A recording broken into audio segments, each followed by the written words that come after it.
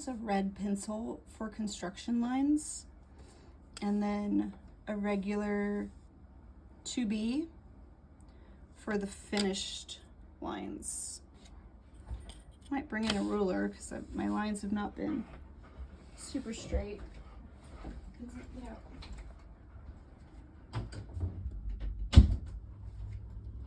Kicked out my dog.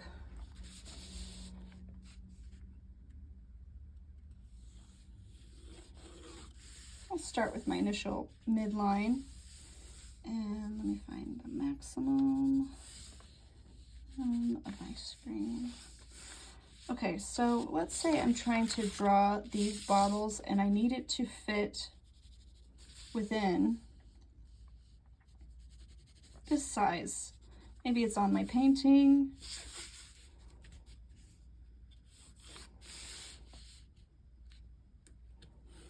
Drawing, but I know a bottle needs to sit within this frame.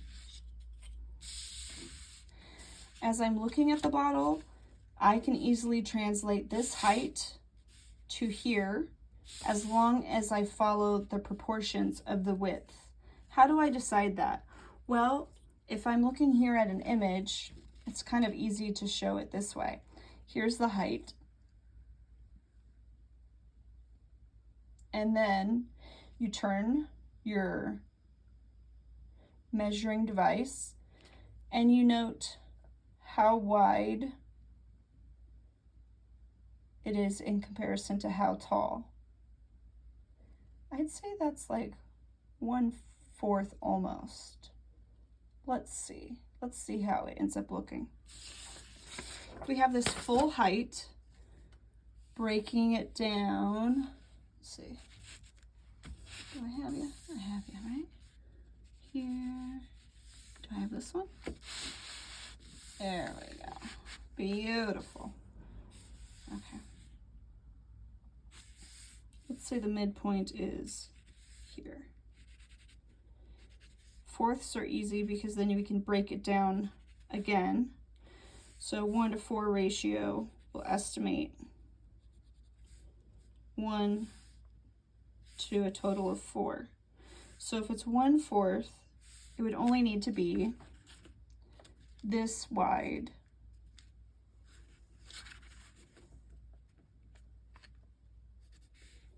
Let's try it out. We'll build some construction lines and see if we believe that. I was kind of like thinking it was a little bit more.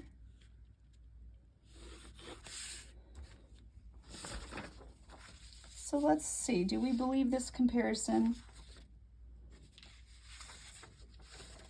Yeah, I'll go with it. I'll go with it.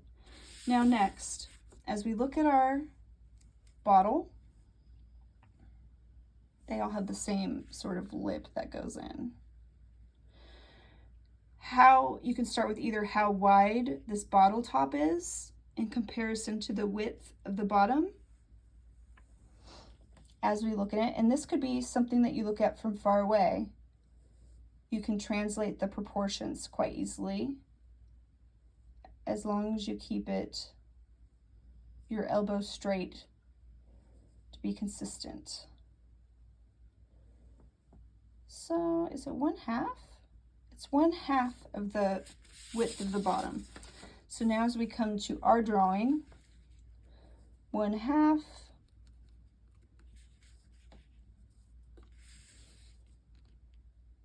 seems rather large.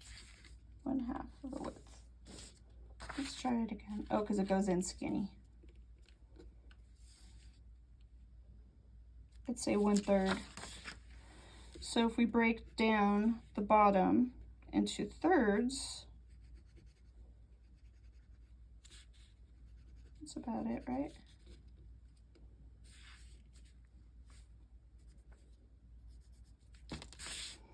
I'll add in these construction lines.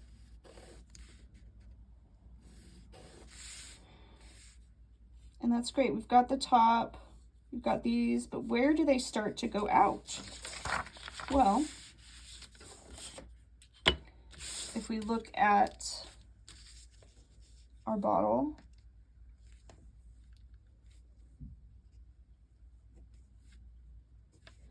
It starts to go out here and then it stops there and goes rather vertical.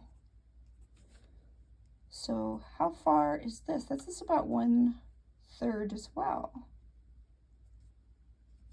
Just a little less than 1/3, but 1/3 of the vertical. So if we break this into 1/3, let's see if we,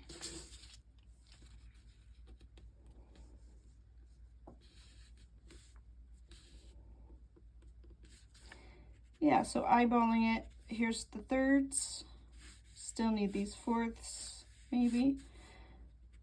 So as we use this third, was that a third? Yeah, so about 1/3 of the way down. Here's when it starts to go out both sides. Where does it end? Is it at the halfway mark? No. 1/3. 1/3 is when it goes out here. And then up to, this is where you can, if you want, check your angle and bring it to your drawing. Check the angle and bring it to your drawing. Check the angle. This is where you need the straight elbow. I'm just going to keep it this. Looks like this is a little wide. Check the angle.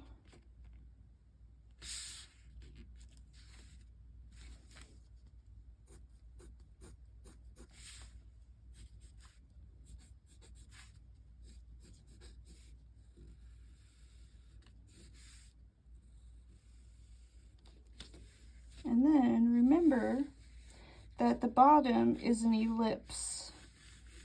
So that's a circle in perspective. Here's the bottle. Here's the bottle.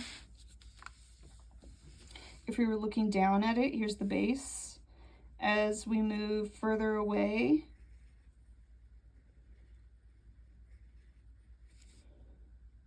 the ellipse gets smaller and smaller until it's here.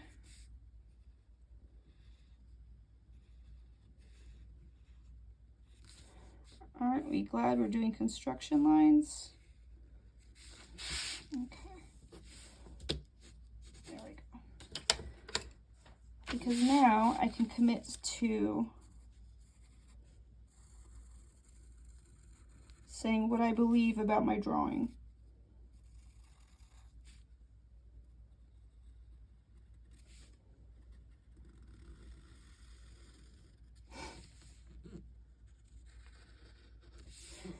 For this first problem of doing this, all you need to do is show how you resolved the exterior parts of your drawing.